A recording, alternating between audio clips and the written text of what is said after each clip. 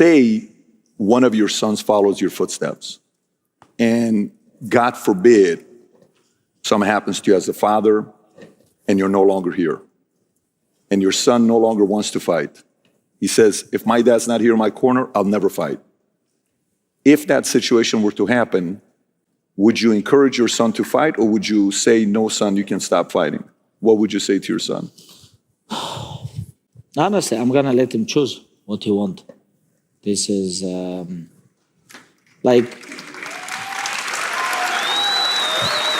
I'm going to let him choose.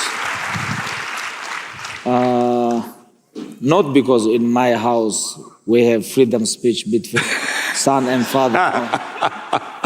I'm still boss, but I'm gonna let him choose. But like about professional life, I'm not gonna force him at all. And because my father was a great competitor. He was one of the best coaches, and but like what difference between me and my father? I am world champion, and I'm not hungry to make my kids become world champion. But I don't know what my son gonna choose. But if you say I wanna be like you, I wanna be world champion. Okay, this is your choice. If you want, I'm just gonna help him, but I'm never gonna push him to become professional athlete.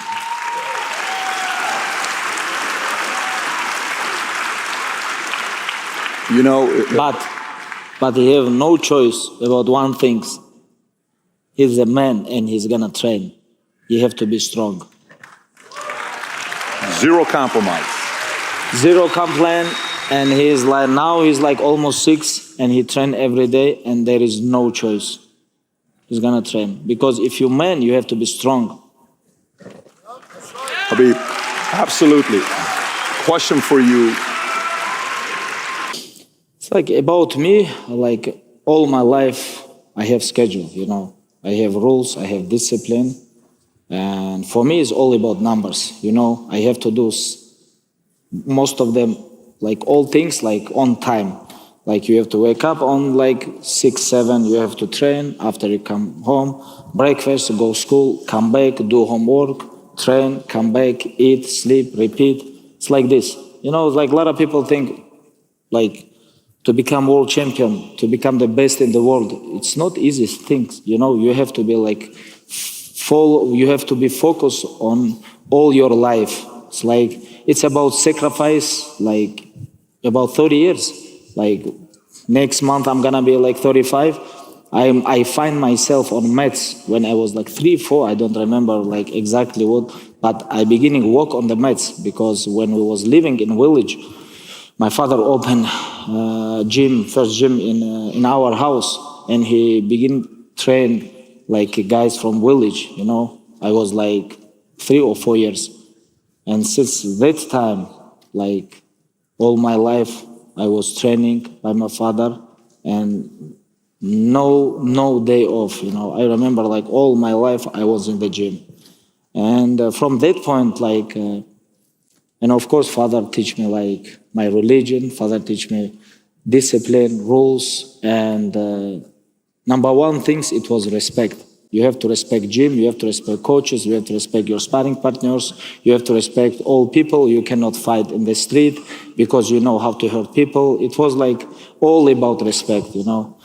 And when somebody tried to like bully me or disrespect me, and this is not good idea, I think. I'm from Dagestan, and we have traditional, like most of the old kids, they train, like doing some martial arts, like wrestling, boxing, judo, like whatever, but everybody train. Even like when you go to the school, in your class, you have like 15 people, like who can give you a hard fight.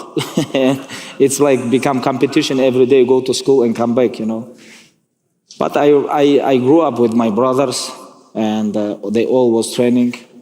And I have big support always, but anyways, you know, like when you fight alone. And it was like big experience to growing in Dagestan, like between like 13 and 20th.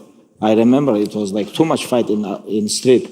And when I was like 17 or 18, like I realized I can really hurt people. And I remember like father told me like you cannot fight in street because I teach you all life how to become world champion. And when you become 18, 19, when you can hurt people, you have to control yourself. It's very dangerous. This is almost same thing like gun. You have gun and you have to control yourself. And yeah, around like 17, 18. A couple times happened here in US, but my hometown, like they all know me. It's like almost like I never have problem. Like, but here a couple times I have that. What do you tell them? Do you say? I tell them, brother, I can smash your face. Like, you have to calm down. It was 2012 when I just moved to California. When I just signed with UFC, my English was not good, and it was between my gym and hotel. It was like 5 minutes walking, and it was like supermarket. And every day I go inside, buy something, come, and one old lady on casa, she know me. And I was waiting on the line, and one drunk guy, he tried to bully me. He's like, was maybe 35, on that time, like 35 to 40. He was big guy. And he tried to bully like everybody. He was drunk. And I told him, brother, you have to be careful. Like, because it's not good idea to joke with me. Did he believe you?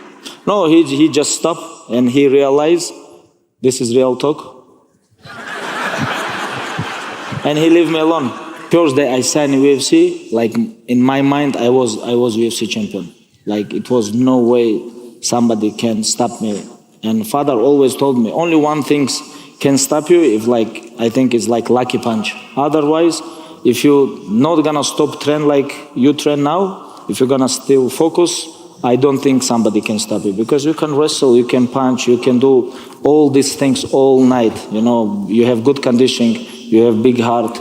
I think you can become world champion. Just you have to be focused. And like, not only just he say, I truly believe this too. You know, it's like I was inside my heart. I was like. I was competitor. Like even now, even I still like, I believe I can beat like anybody in the world. Even now, I'm not old. A lot of people forget about why I retired. Not because I become old. It was because I lost my father because he passed away, and I don't want to do this without him. And that's why I stopped. Not because I become old. I'm only 34 years old. You know this. You check my birthday. I was competitor since I think like since when I was born. You know, many people they train like 10, 15, 20 years.